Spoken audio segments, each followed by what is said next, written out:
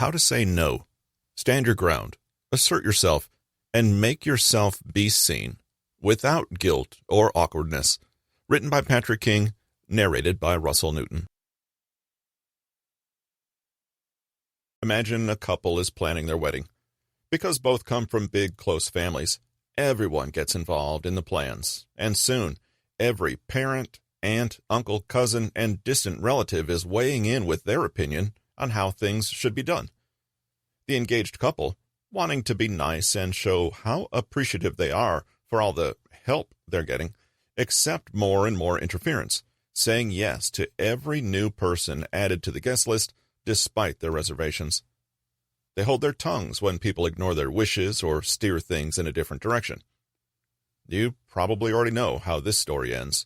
Soon, the wedding doesn't remotely resemble what the couple originally wanted, and stress is at a fever pitch. Eventually, one or both of them loses their temper and puts their foot down. The families on both sides are hurt and confused. Jeez, no need to be rude. If you didn't like it, why didn't you just say so? If you're reading this book, chances are you've had a similar experience in your own life and would like to know how to avoid reaching this kind of breaking point again. Good communication, empathy, and knowing how to compromise are wonderful skills to have, but in this book, we'll be talking about a skill that is relatively undeveloped in some of us, the art of saying no. Having firm and healthy boundaries that you are comfortable asserting is a non-negotiable part of good mental health and self-esteem. But learning to say no is about so much more than simply putting your foot down with pushy family members to save some drama. The benefits of speaking up to defend your own boundaries and limits go far beyond this. Why saying no is so essential. Saying no is about respect. Respect for ourselves and for others. When we say no, we assert our own boundaries, and this communicates to both ourselves and to others that we have value, and also that we have values, i.e., we have principles, goals, and limits that we care about protecting. Saying no is a conscious, deliberate act. It empowers you because in saying, "This is not what I want," you're also essentially saying what you do want and, in so doing, shape your own life. If you can say no, you take back your own power and agency and correctly balance other people's desires, needs, and demands with your own. If you can say no from a healthy and conscious state of mind, then you know how to set your own intention and direct your life in the direction you want it to go, according to what's important to you. And the more you do this, the more confident you feel in your dreams and goals and in your right to expect a life of your own, to do with it what you want. However, if you never say no, you end up deferring to other people's ideas of who you are, what your life should look like, and what you should do. You put their needs, expectations, and comfort before your own. Suddenly, you're bending over backward to make it easier for them to achieve their desires, all the while ignoring or dismissing your own. The end result is that your desires and opinions seem less important, your dreams go unfulfilled, your limits disrespected, and, in short, your life takes on a shape that makes it convenient for others rather than being something that you designed for yourself. We don't only say no when things impinge on our values, though. No is a practical word. It helps us cut down on stress and respect our own limitations. We can't do everything. Even if there's a bunch of things you genuinely want to say yes to, it takes maturity to home in on your priorities and say no when you feel overwhelmed or have your mental and emotional resources stretched. Though we might not like it, time and energy are always limited quantities. We need to budget them, just as we budget our limited finances. When you say no firmly and with confidence, people end up putting more value on your yes. Rather than seeming like a doormat who will do anything, people come to respect your time and know that you will respect theirs by being honest up front about what you can and can't do for them. When you value yourself, you communicate this to others, and you actually end up avoiding confusion, awkwardness, overwhelm or guilt from saying yes when you shouldn't. You only boost your own sense of worth and bring more authenticity to your relationships. You don't take things personally and don't allow guilt to control your life. Finally, one great meaning of mastering no is that you give yourself so much more time and energy to pursue what you really care about, i.e., all those things you can say a hearty and resounding yes to. Are you a person who is constantly overcommitting? Many of us are trained to think of yes as such a positive, helpful, and healthy word. But this word can be surprisingly destructive. Maybe your job demands too much of you, and you work unpaid overtime or answer emails late at night when you should be relaxing. Maybe you end up doing all the chores or agreeing to all the organizing for your social group or PTA. Maybe you have a pushy family or a partner who you feel makes constant demands that you can't ignore. Between work commitments, children, family, studies, life admin, and relationships, most of us have a lot of demands, not just on our time, but on our money, our emotions, and even our physical energy. Here's a fact about life. There will always be more to do than there is time to realistically do it. So, knowing this, we can either adjust ourselves to respect these natural limitations, or we can attempt in vain to do it all and fail anyway. Many people who chronically say yes to everything and overcommit believe they're doing so because it leads to a rich, full life, or it makes other people happy, or it solves problems, and so on. The truth, however, is that overcommitting is bad for everyone involved. The irony is that in trying to do too much, we often do barely anything at all. When we bend over backward to win approval, we seem to get it the least. And when we violate our own boundaries to make others happy, they seem the least happy of all. Overcommitting often comes with a heightened need for approval. You may possess some of the personality traits associated with overcommitting, including being an ambitious perfectionist and liking to be in control, but the downside is obvious.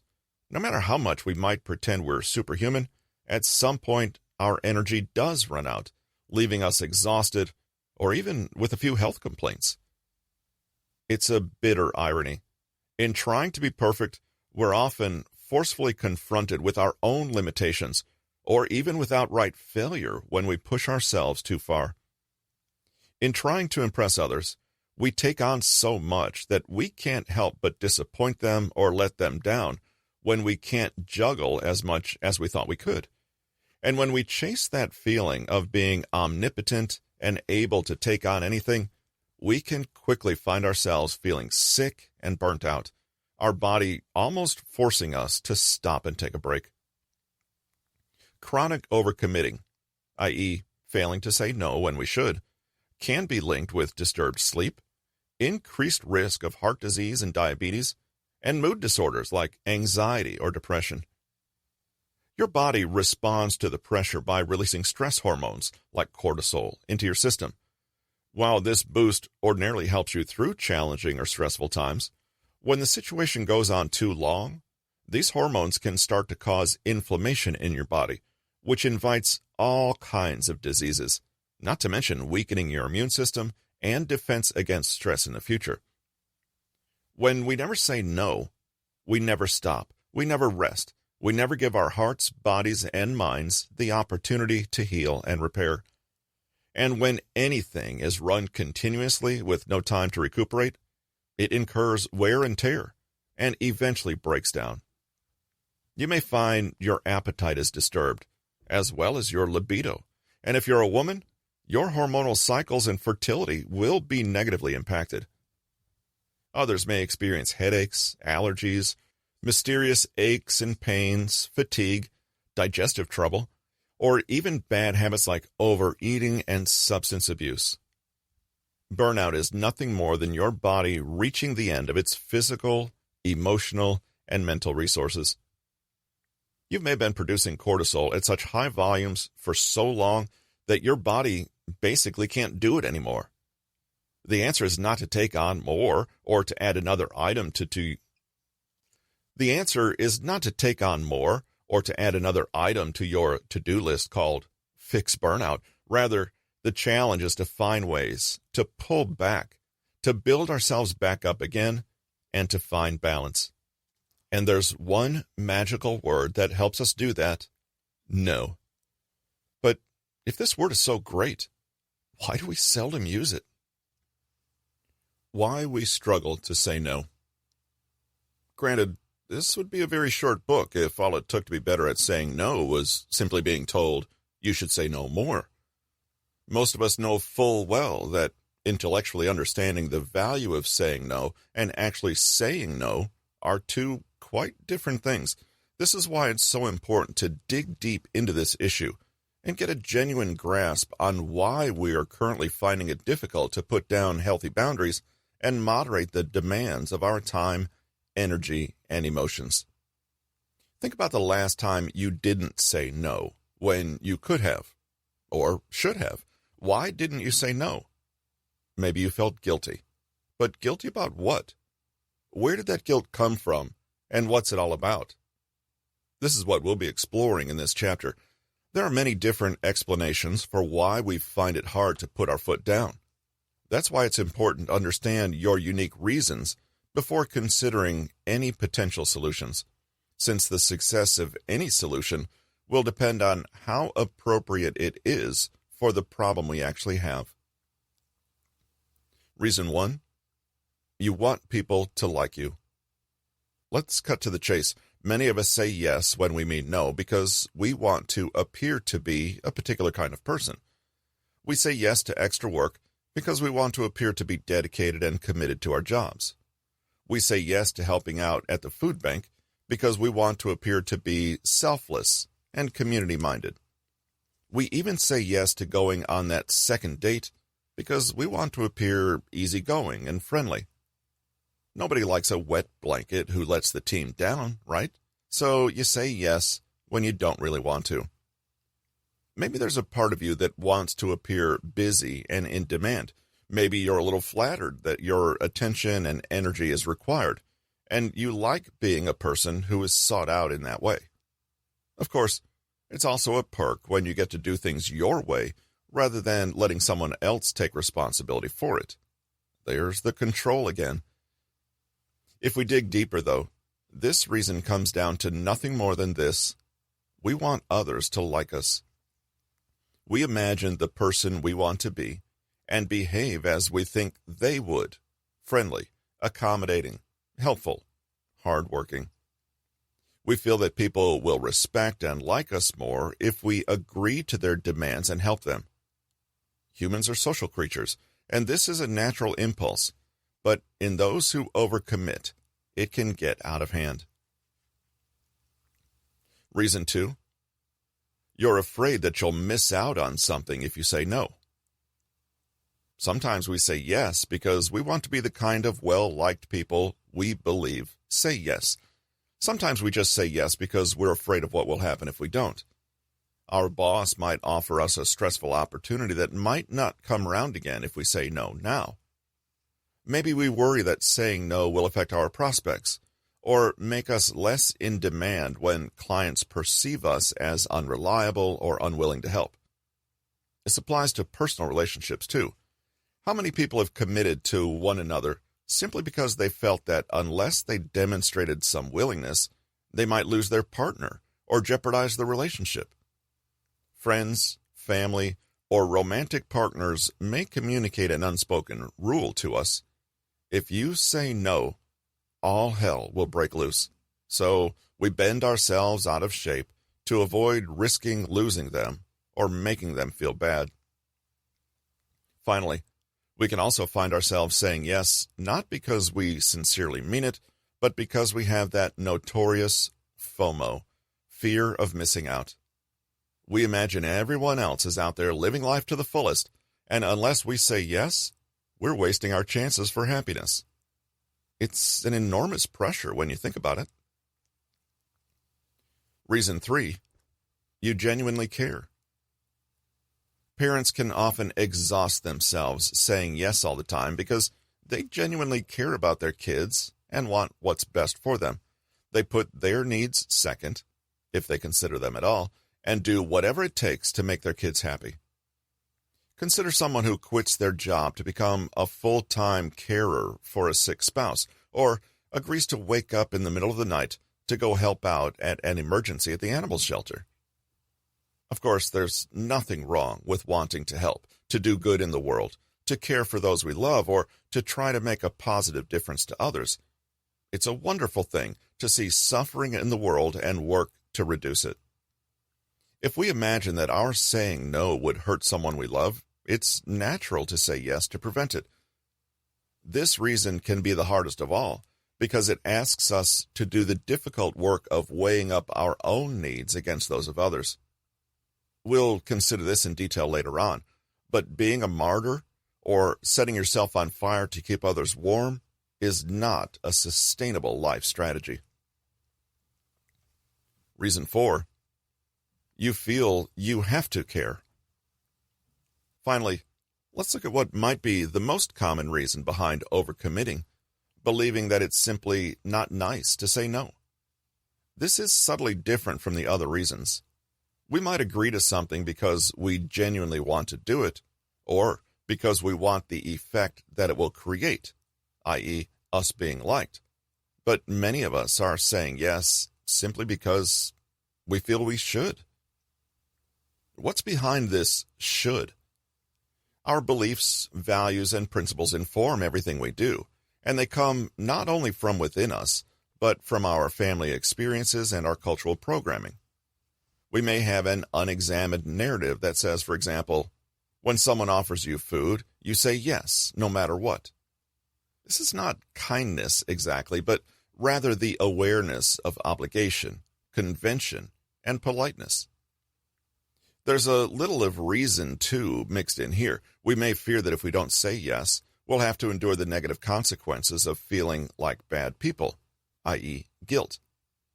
This guilt shows a tension between our sincerely held desires and limits and their mismatch with what we think we're supposed to feel and do. When we feel guilty, we can assume that somewhere along the line, we have violated a value or principle, whether it's one of our own or one that's been imposed on us from the outside. We may cringe in guilt because we anticipate a payback, which could be self-judgment or the judgment of others. In fact, people who have become firmly embedded in the habit of saying yes when they mean no may simply do it automatically after a time and lose touch entirely with what they really think and feel. These are the people who don't even think about saying no. It doesn't occur to them. Such a person may feel unhappy without quite understanding why, or only discover the real source of the tension much later. As you can see, there are lots of answers to the question of why we find it so hard to say no, but in a way, they can all be explained by one overarching theme: codependency. All of the above reasons come down to our particular negotiations with people at the boundary of self and other. In a world shared with others, there's always a trade-off between our personal needs and limitations and those of others. Where exactly we draw that line comes down to us. Some people are genuinely selfish, taking more than they give and focusing on their needs at the expense of others. People pleasers have the opposite imbalance. They give more than they take and focus on others' needs at the expense of their own. If you're a people pleaser, you may have recognized all of the above 4 reasons in your own life. You may have trouble not only saying no, but in asking for help, stating your needs, or admitting that you're having trouble. You may hate confrontation and do what you can to make others happy. You might often end up doing things yourself just because it's easier that way, and you might not want to risk losing your relationships with people who can sometimes be a little too comfortable with your role as their devoted caregiver. You don't want to offend or disappoint or be judged, so you say yes before you even think about what you're being asked, maybe feeling resentful later on. Sometimes You feel like people have a hold on you. You get a self-esteem boost from being perceived as amiable and helpful, but get deeply anxious about saying no, preferring just to say yes and deal with the consequences yourself. The codependency element comes in when you need people to approve of you. In other words, you need to be needed. You may sacrifice yourself, but feel like people aren't appreciative enough, and then unconsciously hold this against other people, reassured that they can't abandon you since you've helped them so much and have been so useful. The end result of always saying yes is surprisingly negative. You may feel trapped, taken advantage of, worthless, torn, overburdened, and annoyed with yourself for being a doormat. You might have been taught to be considerate and kind and helpful, and yet somehow you end up feeling profoundly uncared for. The psychological root of never saying no, codependency. Let's take a closer look at the codependency dynamic. Originally a concept defined in psychology when talking about the relationships that form around someone with an addiction, codependency is now seen as a web of psychological patterns where one person takes too little responsibility for problems, while another correspondingly takes too much. Codependency goes beyond being kind and helpful. When we're codependent, we get enmeshed in other people's needs, feeling that we're personally responsible for their emotions, and that it is solely our job to solve their problems and make them happy.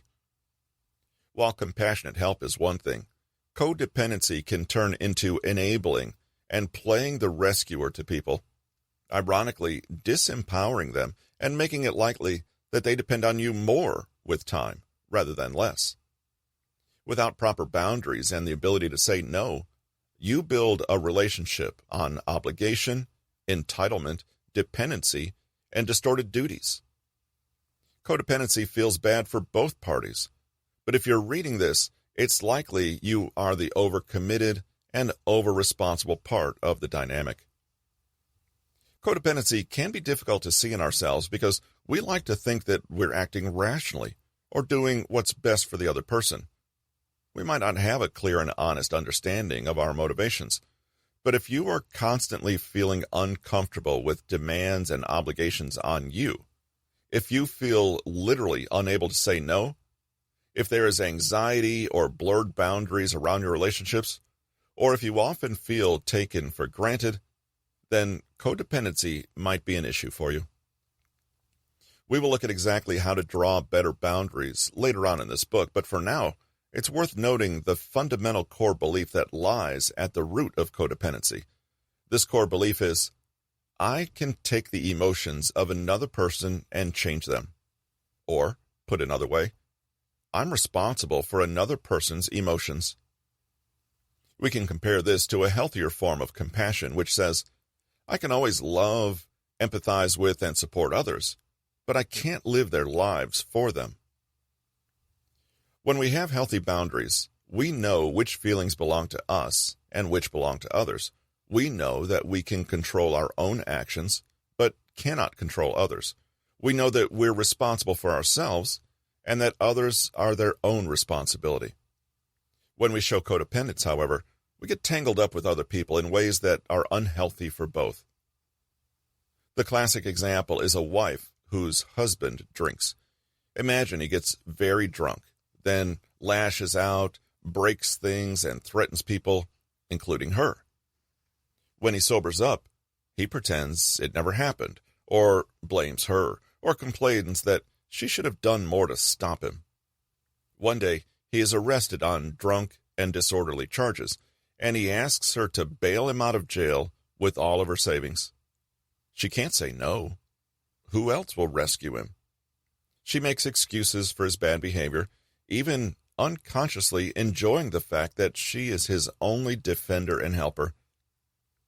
He takes no responsibility for his behavior, while she takes all of it, promising him on the drive home that she'll try harder to bring stress down at home so he isn't tempted to drink.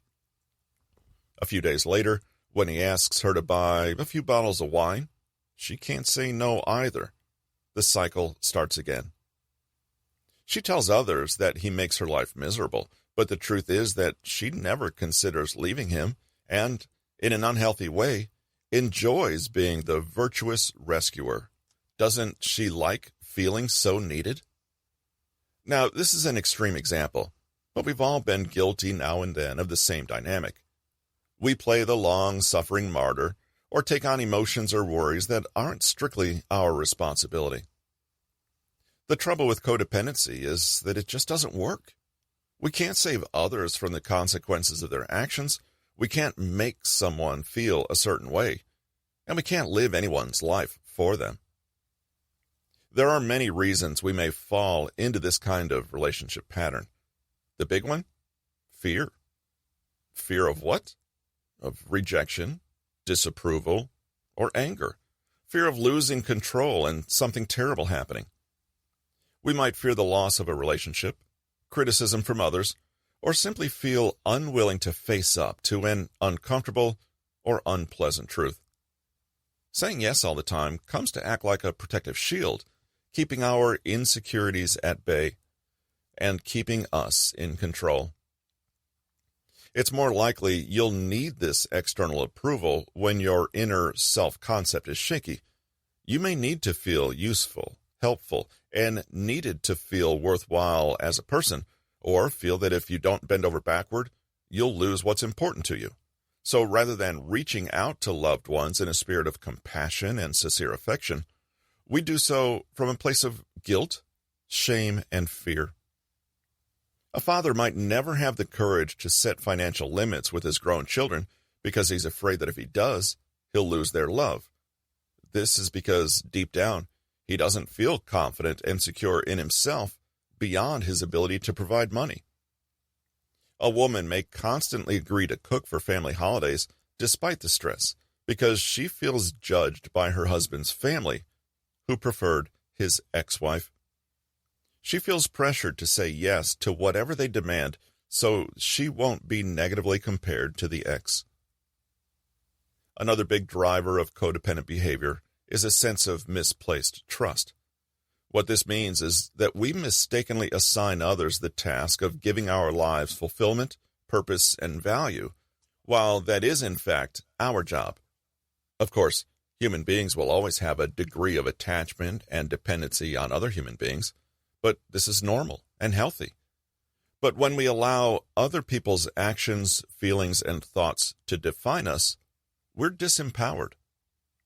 It's good to trust and submit to others within reason, but when we're codependent, we almost trust too much, relying on others to fill gaps we find in ourselves.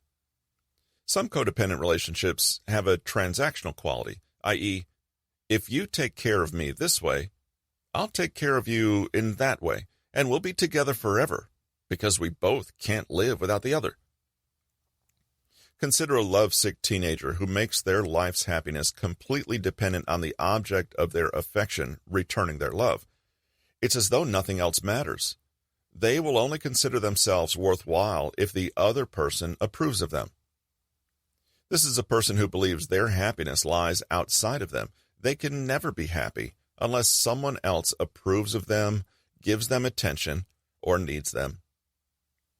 Before we dismiss the lovesick teenager, though, consider how this same dynamic exists in workplaces all over the world. How many people wrap their entire identity up with fame, recognition of their talents, work achievements, or praise from a higher up? Finally, one very obvious instigator of codependent behavior is simply habit. Were you raised in a home where your parents modeled this kind of relationship? Maybe your family taught you early on an unhealthy set of rules to follow when it comes to relationships, or programmed you with a less than helpful set of definitions for love, obligation, help, and responsibility. Codependent behaviors are often seen in women who are socialized to take on the ultra-nurturer role or dismiss their own needs in favor of serving the needs of others. Codependency is a learned behavior. What has your family and culture taught you? For example, did you have a father who regularly said things like, "Look what you made me do," or a mother who asked you a yes-no question when you both knew that she would only ever accept a yes? With awareness, we can reclaim healthy responsibility for ourselves while gently learning to say no to things that are not our rightful responsibility. And it's worth it. Codependency is incredibly harmful for us. Codependency breaks down relationships and people. It doesn't build them up. It creates resentment. People don't appreciate you or respond in kind, and you feel taken for granted. Anger and entitlement simmer inside you when, realistically, you chose to give too much. Maybe you give even more in the hopes that you'll finally be noticed and praised, but resentment can continue to build and explode later, or lead you to act in passive-aggressive or complaining ways. It creates physical and emotional issues. We've already seen the heavy health costs that comes with chronic stress and overcommitting. Depression and anxiety are almost guaranteed, meaning you're working very hard and going out of your way to make yourself unhappy. It creates emotional and even spiritual problems.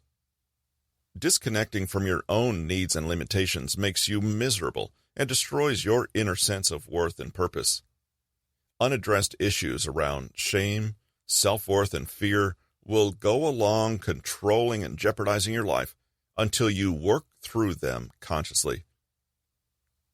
It doesn't even work. Is all this drama and heartbreak even worth it? No. The people we try to help, appease, impress, or fix never seem to rush back at us with praise and appreciation anyway, and their lives don't miraculously get better if we take away from ourselves to give to them.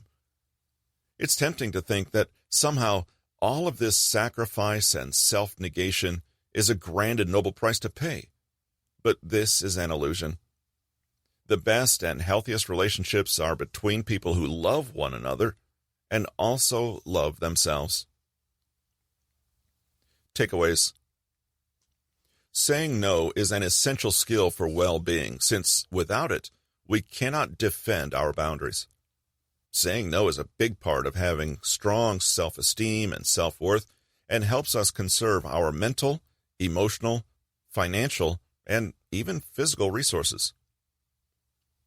People can find saying no difficult for a range of different reasons. Understanding what's preventing you from saying no right now is the first step to removing those roadblocks. One reason is that you believe chronically saying yes will make people like, accept, or approve of you. Another is that you're afraid that saying no will mean you miss out on something important or will lose something unless you say yes. A third is that you say yes out of a sense of compassion, empathy, and care, agreeing to demands because you sincerely want to help.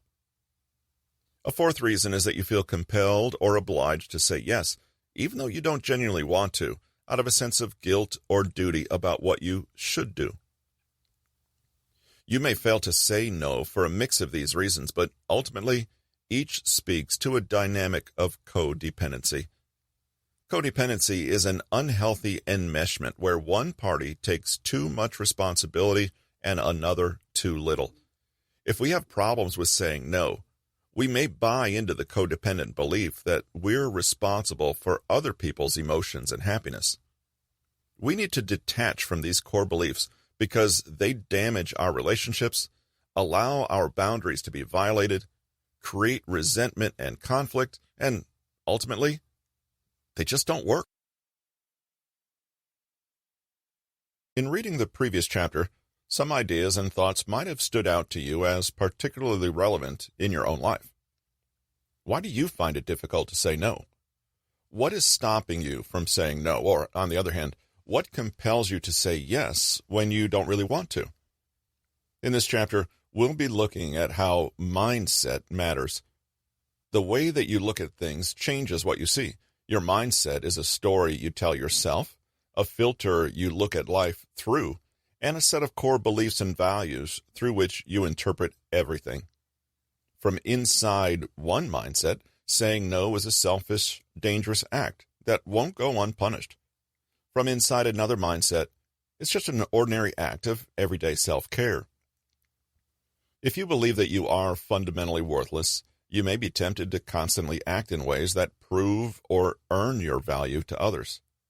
But if you value yourself and see your needs and limits as something to protect, then you're seldom pushed to blindly seek out approval from others, regardless of the cost to you. What's important here is that your attitude is everything. Two people may experience the exact same degree of pressure and obligation in life, but one will perceive it as manageable, while the other will experience it as completely crushing. It can take a long, long time to reprogram all our deep thought patterns and knee-jerk behaviors, but one core belief that you can commit to starting with is the belief that you can change, and that you are a worthwhile person with both good and bad qualities, and can find healthy and satisfying ways to just be you.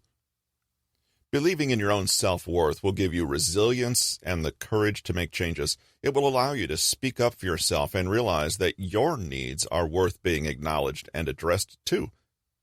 Your past doesn't dictate your future, and you never have to be a victim. No matter where you are right now, you can learn and grow. Even if it doesn't seem like it, there are opportunities in the world for you if you find ways to reach out for them. We've looked at codependent mindsets and the reasons we might be unable to say no. Now, let's consider the opposite, a healthier, happier attitude where we feel calm, confident, free, and fulfilled in our lives. Core beliefs are the foundation of everything. If we can go in and change them, we can rewrite our life scripts for ourselves. Getting rid of countermindsets. Mindsets are formed through a lifetime of prior experience and emotional milestones. A counter mindset can be thought of as a mindset that is producing results you're not happy with and want to change.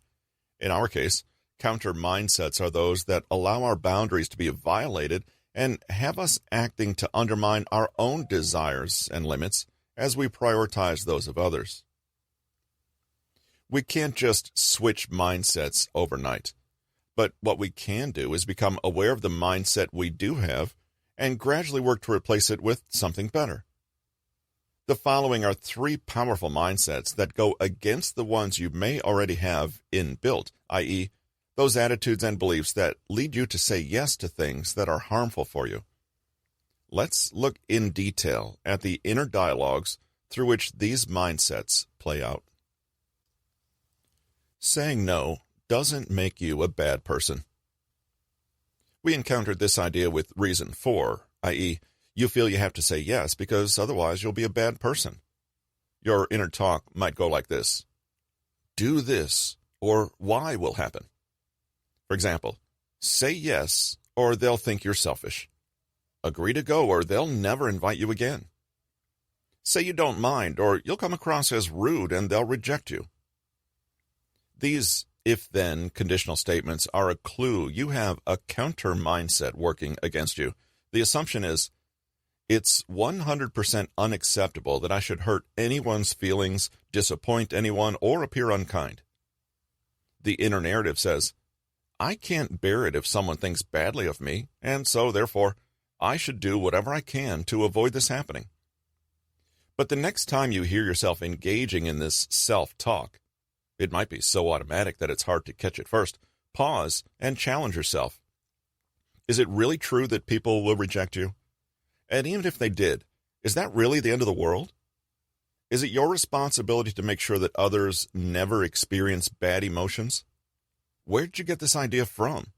And is it really helping you? People with healthy mindsets know that saying no doesn't make them a bad person. It just makes them a person who said no. Think of someone you love and respect. If they said to you, I'm really sorry, but I just can't make it tonight. No. Would you think they're a bad person? Probably not.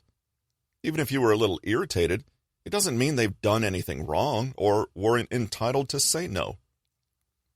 If this is a problem for you, you may need to constantly look at your self-talk to see if it's something you want to hold on to, or if you'd like to replace it with something that feels better. If you have trouble with this counter mindset, you might find it helpful to literally stop now and then and tell yourself out loud, saying no doesn't make me a bad person. Better yet, tap into your value and remind yourself of your right to have boundaries and preferences. You are allowed to make your own choices. Expressing your needs or limits doesn't mean you've hurt others or have been rude or selfish. Each of us has that prerogative. A few mantras to keep in mind that can offset a dysfunctional mindset. I have value independent of other people's opinions. I trust my assessment of a situation and my own discretion. I'm not responsible for other people's emotional responses to my politely expressed boundaries. Saying no doesn't mean you don't care. Perhaps you have an inner tape that says, but I can't say no to them. I care too much. Here's something that might shift your paradigm. We can say no and care at the same time. We can demonstrate empathy and compassion and take a step back to respect our own limits and boundaries. We don't have to stress ourselves out or suffer to prove that we're nice. Caring for others is not the same as martyring ourselves. We can sometimes tell others the lie that the world wants us to be unauthentic and needs us to self-negate, to bend over backwards, to work ourselves to death serving others, but is that really true? Put yourself on the other side for a moment. You contact a colleague for help and they say, gosh, I see how swamped you are right now. I'm not surprised you need extra support with this, but unfortunately, I have a load of prior commitments that I'm working through, and I have to deal with them instead right now. Now, you might feel a little disappointed, but what are you going to do? They can't help you. End of story. They care. But that doesn't mean they can magically change the reality of their circumstances just because of that care. We can always empathize, listen, and understand, even if we're unable or unwilling to literally solve all the other person's life problems for them. It's okay to ask for help, and it's okay to decline giving help. Help is nice, but it's never owed, and we should never demand it. If it helps, the next time you say no to someone and you're worried that it shows them you don't care, reframe it in your mind. You do care about your own needs and limits. Once you practice this for a while, you'll see that people most often understand and even respect your ability to defend your own resources and boundaries. It means that your yes is so much more valuable and meaningful when you give it. I can emphasize with another person's negative emotion without having to rush in and remove it for them. Caring doesn't compel me to act. I can also just listen and be present. My needs matter too. Saying no doesn't mean you're selfish. If you identified strongly with the guilt and shame from the previous chapter, then this counter mindset is probably running along in the background of your life. When you feel guilt around saying no, whether you say it or not, pause and look closely at your inner voice and what it's saying. Later in this book, we'll look more closely at ways to reprogram old and unhelpful beliefs about ourselves, but for now, simply see if you can catch them in action. You might find yourself saying things like, taking care of myself is self-indulgent, selfish, haughty, narcissistic, mean, egotistical, or any horrible word of your choice. My needs come second to other people's. My personal well-being is not as important as being perceived as likable and useful. Other people need help and compassion, but I can do without it, and don't really deserve it anyway. If I say no, I have to follow with an apology and a long list of ways I'll make amends to atone for not saying yes like I should. Sometimes we can uncover these harmful, unconscious beliefs by turning things around and asking if we would say or think the same about a loved one or friend. If you notice that you seem to have a double standard, for example, others are allowed to say no, I guess, but when I do it, I feel like an awful person, then it's time to ask whether your mindset is actually a counter mindset working against you.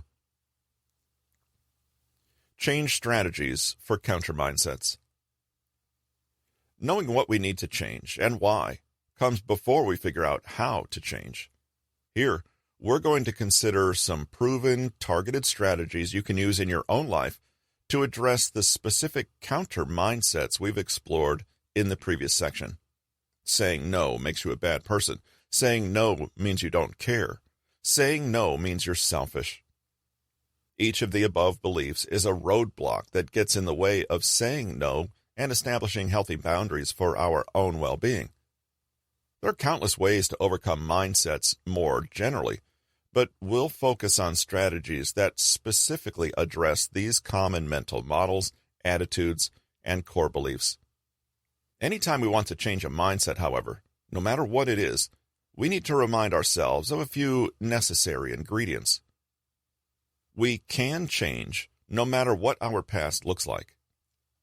To change, we need to accept that our current thinking is no longer working and that we have to risk trying something new. With small but consistent conscious changes, we can reach our goals and create a healthy, happy life. With that in mind, let's take a deep dive in. Rewriting the script that saying no makes you a bad person.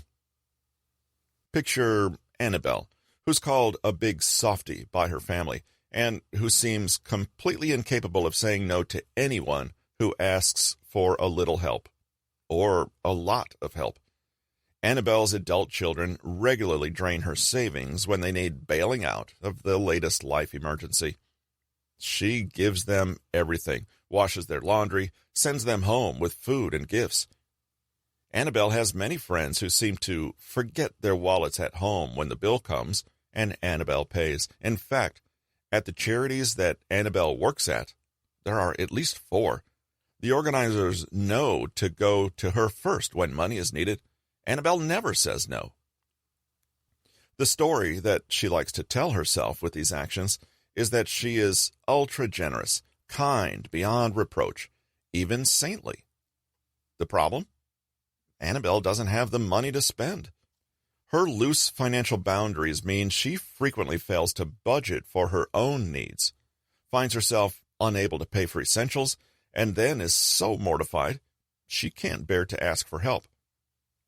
Secretly, Annabelle loves people treating her like Santa Claus, but even more secretly, she actually resents the demands.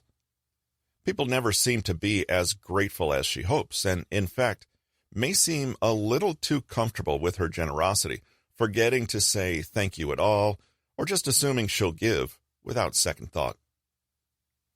What's the problem here? The issue is not that Annabelle is too nice. She tells herself and others that this is the problem, but the problem is the opposite. Annabelle doesn't believe she is nice enough. In other words, it's because she thinks so little of herself that she believes she needs to give so much in order for people to think she is good. The mindset that saying no makes you a bad person is actually the mindset that says, I am only a good person when I do what others want. Look closely at this attitude, and you will see someone who feels worthless until someone else derives worth from them. In other words, behind this mindset is one thing only: low self-esteem. The way to dig up the deep roots of this mindset is to start with self-worth. If you're like Annabelle, a great path is to develop a strong and healthy self-concept. Self-love, if you will, that does not depend on pleasing, helping, or focusing on other people. In other words, the goal is to say no without it diminishing your sense of worth as a human being. Mindsets are made out of beliefs, assumptions, narratives, i.e., thoughts. But below the thoughts, driving them like an engine, are emotions. The emotions behind this mindset are low ones: worry, blame, discouragement, anger, revenge, hatred, jealousy, insecurity and doubt, despair, powerlessness, grief, and, at the very far end, deep feelings of self-hate and worthlessness. doesn't seem so saintly now, does it? We can change our mindset by changing the emotions that fuel it. The less reactive we are, the more conscious and the more mindful we are of how we're feeling, the more control we have over changing how we feel. Imagine your emotions as a ladder with the lowest at the bottom and things like joy, peace, love, and enthusiasm at the top. You can't leap from the pit of despair to ultimate bliss in one step. You need to climb one rung at a time. One technique to doing this can be called emotional calibration. If you're feeling worthless and anxious, i.e., your core belief is, I'm a bad person, then you're susceptible to being manipulated or having your boundaries violated by other people's demands. I'd better say yes to them, because that means I'll be a good person, and then I'll feel better. This technique focuses on fine-tuning our internal emotions first, so that when we go out into the world and engage with others, our boundaries are intact, and we emit a healthier, happier attitude. Change how you feel, and you change how you think. Change how you think, and you change how you act. Here's a simple step-by-step process to show you how to emotionally calibrate, i.e., move from a low rung on the ladder to a higher one. Pause to become mindful. Identify your emotion. Take a small step in the right direction. Make decisions from healthy emotions, not unhealthy ones. So, let's say Annabelle has been asked, yet again, by her adult children to cough up for something she can't actually afford. Knowing she wants to break this mindset, the first thing she does is pause and become mindful. First, she tells her children she'll think about it, and retreats a little to go inside herself and check with how she feels. Being mindful of her body, heart, and mind, she identifies the emotion. She notices tension all through her shoulders and jaw. She notices she feels panicked and rushed and has a nagging sense of obligation. Beneath this, she notices something else, a thought that says, give them everything they want or you'll be a bad mother. She sits with this feeling and notices that, yes, she often does feel like a bad mother, and there's a lot of shame in that. Without clinging or resisting, she acknowledges this feeling of shame. Next, she decides she wants to feel better and take a step up the ladder. She doesn't need to turn into a picture of perfect happiness in 5 minutes. She only needs to take a step in the right direction. There are a few ways to do this. One way is to find something to be grateful for. Sounds cheesy, but gratitude has an incredible way of raising your vibration and countering feelings of worthlessness or dissatisfaction. Annabelle could write out a list of things she's grateful for, including things she likes about herself. This counters the shame a little.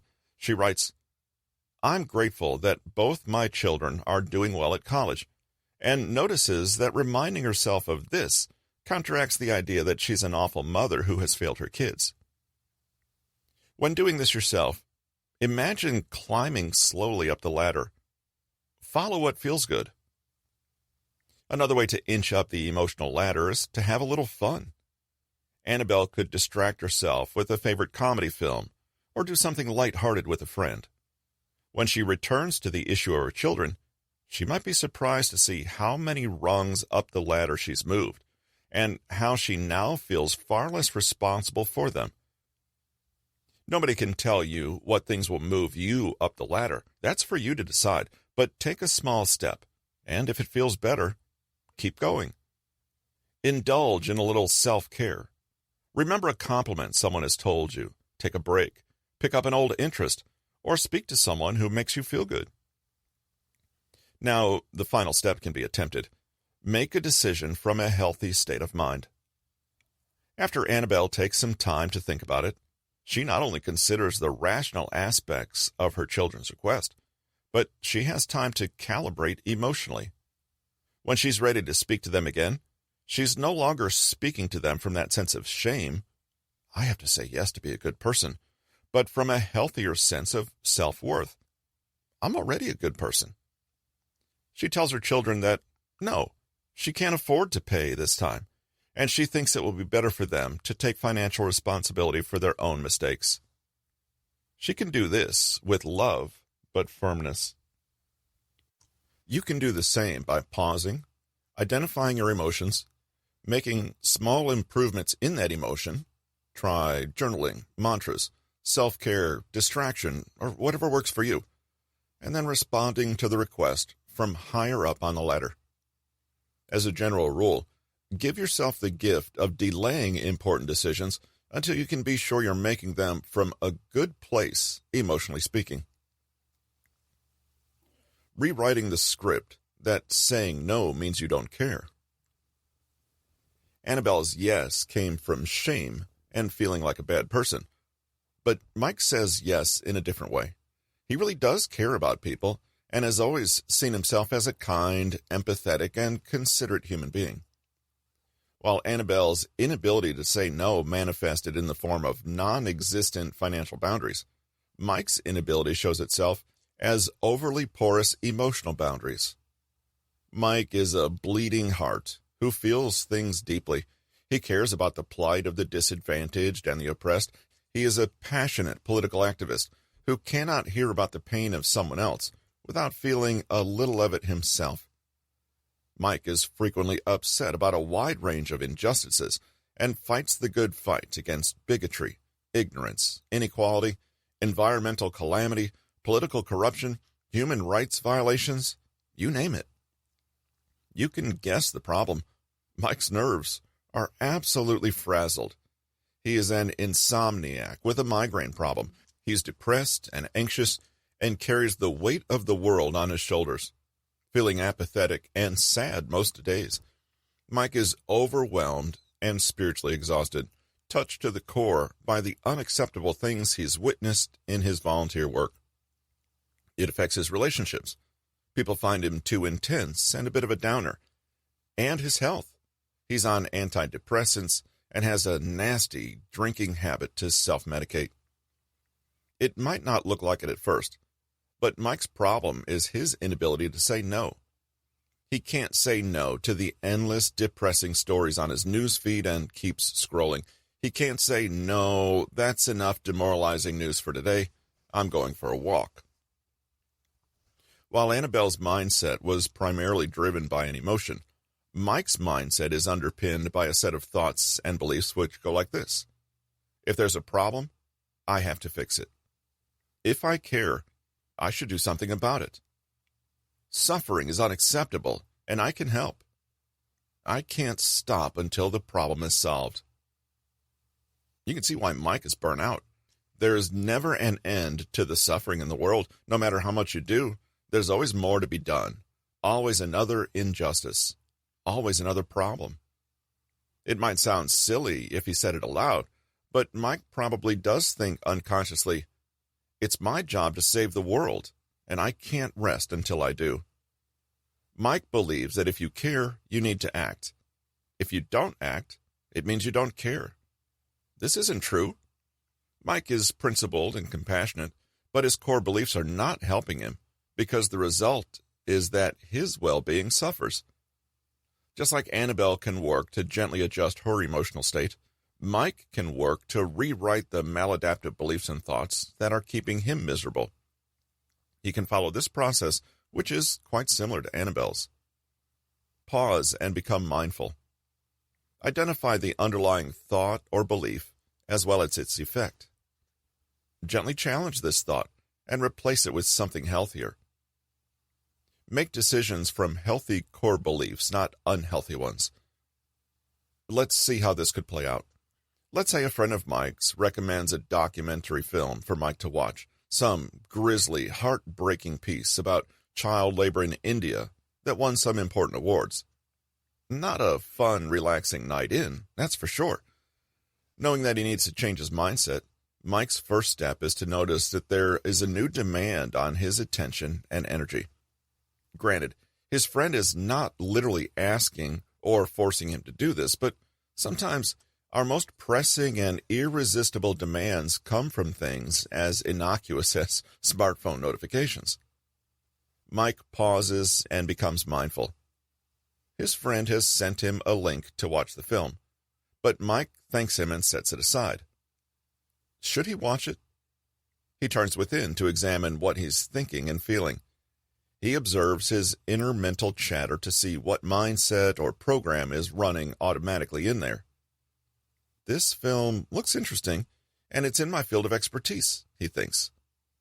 Listening closer to the voice telling him to watch it, though, he thinks, it's your duty to educate yourself on important issues. You must watch it.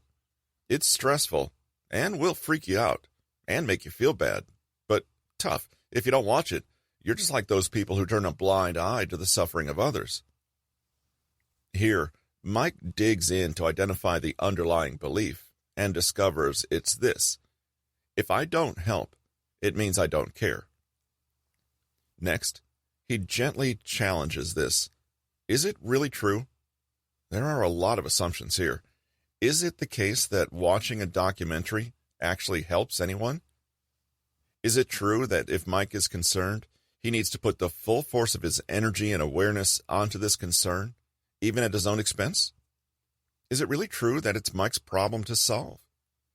Does Mike serve anyone by being stressed out and unhappy? Is watching this documentary really pivotal to the fate of the world at large? These are difficult questions. Mike can write down some more moderate, healthier ideas to replace them.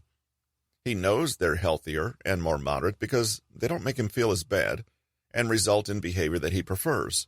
For example, not drinking so much.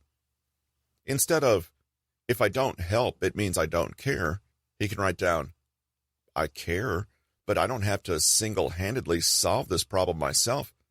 There's a limit to how much focus and energy I can give. I can show I care in smaller, more manageable ways. Now, once Mike has spent some time ironing out his core beliefs, he can use them to inform his actions, rather than saying yes to every additional demand without thinking. He can look at the documentary and tell himself, you know what? Of course this is an important issue, and I care deeply about these people. It doesn't mean I have to devote all my free time to researching it, though. Maybe I'll watch it another time. But this evening, I'm going to watch something lighthearted. Just because there are serious issues going on in the world, it doesn't mean I'm not allowed to be happy myself. So, Anchorman 2 it is. Rewriting the script that says that saying no means you're selfish. For our third counter mindset, we'll look at Alex, who is a people-pleaser extraordinaire. Like many people raised in a culture that values women who are self-sacrificing, nurturing, and useful above all else, Alex has deep programming that tells her that other people's needs should preferably come before her own. Alex bought an audiobook about self-love once, but found it really embarrassing and cringy. The author seemed to her to be so haughty and selfish. Dedicate an entire evening to doing whatever you wanted? To Alex, that just sounds like diva behavior. In Alex's mind, saying no makes you difficult. She values harmony, cooperation, and a little give and take amongst equals. Sounds good, but the trouble is that for Alex, this attitude so often seems to lead to more give from her than take. At work, Alex is determined not to come across as unreasonable or negative. She wants to be seen as a team player and not a brat who can't work with people and get along. What does she do? She says yes to everything. Always cheerful and accommodating, Alex mistakenly thinks this will win her a reputation for being a can-do, competent employee. Big surprise, it doesn't. Instead, Alex seems to command less respect as time goes on. More work is dumped on her lap with less thanks. She finds herself bending over backward to fit in someone's request. When she apologizes that she can't bend over any further, the other person always seems to say, okay, fine, that'll do, I guess. Alex doesn't have deep self-worth issues like Annabelle or some faulty core beliefs like Mike, But what she does have is a bad habit, a habit of letting others walk all over her. Alex is just used to apologizing, saying yes automatically, and agreeing to more than she should. But the great thing about bad habits is they can be changed. Habits are formed one tiny action at a time, and they're broken that way too. Small, incremental changes can and do add up, and little adjustments in one area can be like the butterfly flapping its wings and causing a hurricane on the other side of the world. Here's how Alex can break her yes addiction and build a better habit. Pause and become mindful. Identify the bad habit. Make small goals to replace or eradicate this habit. Make the right decisions automatic rather than the wrong ones. Alex dedicates every morning before work and every evening after work to sit with her journal to become more mindful of her habits and how they're affecting her. In here, she reflects on her thoughts and feelings, clarifies her values, and makes bigger goals for herself. I want to have healthier work boundaries. In her journal, she identifies her daily habits, i.e., agreeing to do work she doesn't have time for, failing to speak up, and so on. In her journal, she also notes the effects this has on her and reminds herself that she would be happier with more respect, more free time, and more assertiveness. Now, she makes small goals to get there. It's about baby steps. In her journal, she breaks down her big goal into many smaller milestones, making sure they are SMART goals, specific, measurable, attainable, realistic, and time-limited. So she might decide, on a mini goal one week, I will not agree to write up minutes for the meeting if asked on Monday, and will calmly say no without giving excuses. Alex writes some mantras and motivational quotes in the front of her journal and practices some visualizations, seeing herself speaking clearly and confidently. She practices in the mirror and writes herself a script. On Monday, she does it. She says no, but finds herself fumbling a little and makes excuses and apologizes.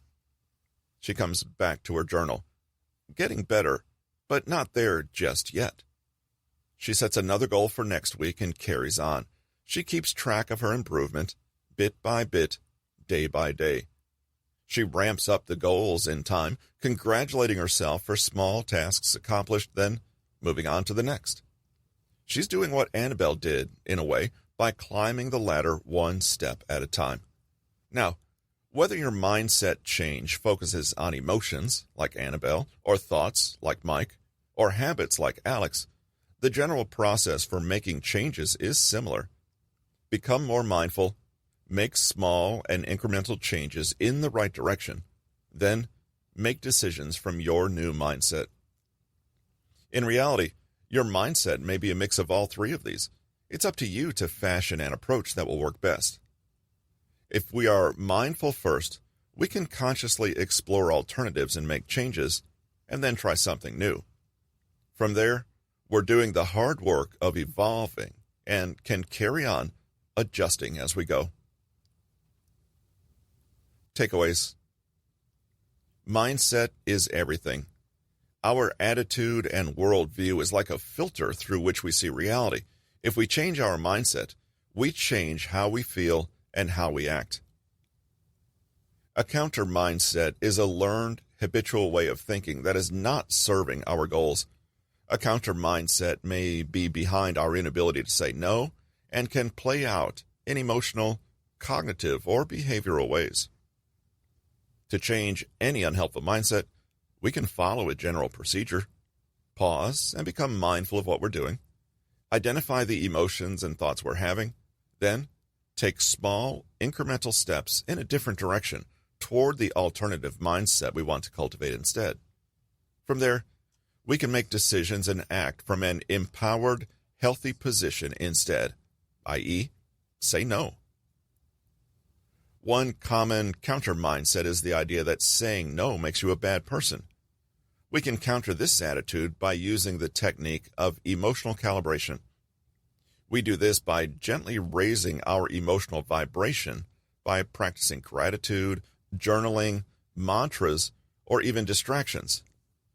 Another counter mindset is the belief that saying no means you don't care.